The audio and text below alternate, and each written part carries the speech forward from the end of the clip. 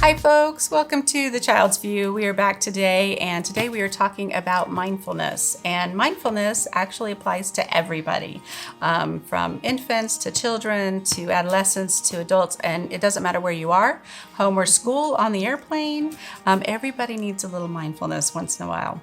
So there's lots of research out there right now on mindfulness and the benefits of mindfulness.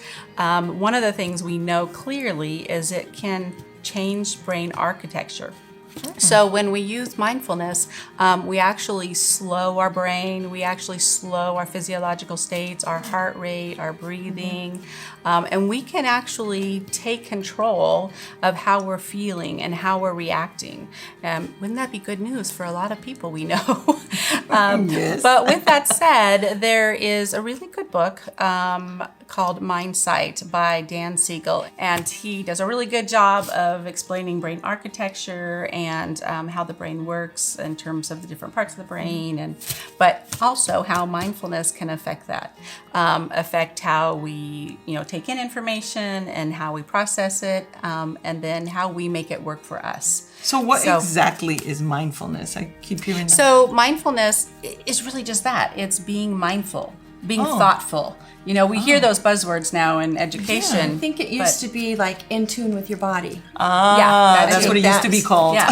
Yeah. Because when you're doing mindfulness, and Becky said it a while ago, you put your mind in a place to where you're understanding what hurts, what doesn't hurt, what doesn't feel right, how you're breathing. You can feel that breath coming in, you can feel that breath going out. And so you're just becoming what we used to call in tune with your body. Right. So would you think of it like Howard Gardner's intrapersonal, like kind of developing that intelligence, that intrapersonal intelligence? Well, and part of it is you have to understand yourself and your brain and your emotions before you can understand others. So it works internally, right? I'm being mindful, I'm checking in on my own body and my brain and my thoughts. Sharon and I have talked about this, how you use it to relax yourself, but also to get rid of some of that stuff you don't need, those bad thoughts, that negative energy. But even beyond that, you need to be mindful about what I'm saying to you, how Sharon's reacting to something I've said or done. So you become in tune to yourself. Equally is important, maybe even more, is you become in tune to other people. So you become in the moment as well. Right. And so when I went to training at the Niroga Institute, they talk about like take a bite of watermelon. What's it taste like? Right. What's it feel like? Slow down and be mindful of this experience. So it really is about being mindful of your own body and your own experiences, but then also moving outward. So are you actually teaching people to be present in the moment, in like every moment of their life kind of thing, or so that life doesn't pass you by? Or Right. I think with young children, it's a really good technique to help them kind of center themselves and to be mindful of what they're saying and how they're acting. Right. So. Well, and we talked in our other segment with the Child Whisperer Josette, in the MySpace. This is a perfect avenue to use mindfulness in the mind space. If you teach children to breathe and start to feel their body and understand what they're feeling, and this is a perfect way of doing it. But moms and dads, grandmas, grandpas, aunts or uncles, whoever's with them, can't understand it unless they understand themselves. Right. And you can help children learn to do it. Like Sharon said, you teach them to breathe. NAAC in AYC has a lot of good strategies for things like blowing bubbles and then having children practice blowing bubbles without the actual bubble wand and the bubbles. And then using strategies like there's lots of resources and cards and visualizations. Because when you start this with kids, you think, how am I going to do this? How am I going to teach them? But there really are a lot of good strategies for doing that. And I've had students who use it in the practicum classes and with their kids. And I've had pictures of 20 children sitting, crisscross applesauce with their eyes closed and their hands on their, knees, and cutest thing ever. That's awesome. But there's lots of ways to do it, not just that, like Sharon said, by themselves as well. And but if they've had access and experience with it before, right. And then they know how it makes them feel. They will begin to do that. Right. it will begin to do that. Right. So. Well, and when my kids were little, I didn't know mindfulness, but I remember, because I had a tantrum thrower, that I would do the strategy called stop, breathe, count 2, 3.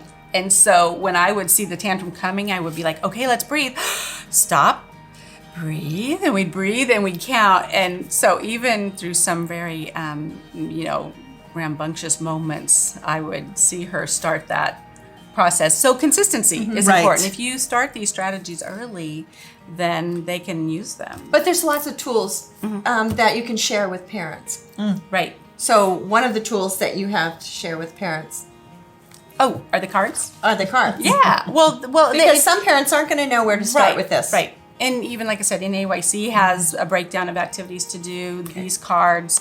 And, parents can always afford these resources, but you can send little snippets home and, or put them in little bags and let them practice them at home. Yeah. And things like, Sharon and I talked about this, but bells, like a bell can signal children that we're going to start our mindfulness. Oh, okay. And oftentimes early in the morning to Right. close the day is a good way to do it. Children can be a part of that. Maybe they choose the bell. Right. Maybe have different, things they use for sound. Or there's one activity where the teacher will have children throw the dice, and they decide how many times the bell is rung to signal that you're going to begin. And so children can become a part of it as well. Nice. So. And you do it with young adults. I do it with young adults. I used to do it with preschoolers all the time, and sent that message home with parents. I never sent the kids home. When they were finished with the preschool day, they've played, they've had fun, and mom and dad come, and they're up here. Their anxiety or their excitement is up here, and I never wanted to send them home that way. So we did a mindfulness. Even back then, I had them lay down, played quiet music, and then I blew bubbles over them. Oh, And then if the bubbles hit them, it was truly they relaxed. And I would say that, that they were getting butterfly kisses. Oh. And if they moved at all, of course, the air current would move the bubbles. And so that got them to relax. And we did the same thing. Relax your face, relax your... And I sent little bubble, like the ones you get for weddings. The Little bubbles, little teeny ones Yes. home with them. And parents started to do that at night. And some of them came and said, yes, they were That sleeping helps. better. And then I start my high school class every day with a mindful moment, and I end it every day with another mindful moment.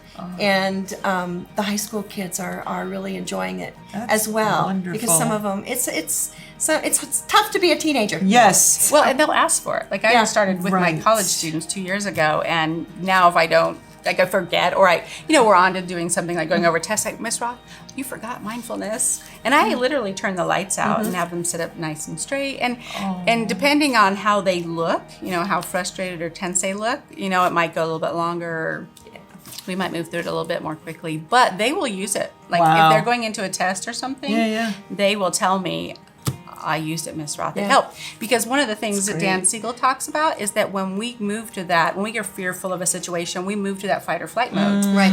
And the frontal lobe goes offline. So that's why we don't remember any answers on the test or what we were going to say in the speech.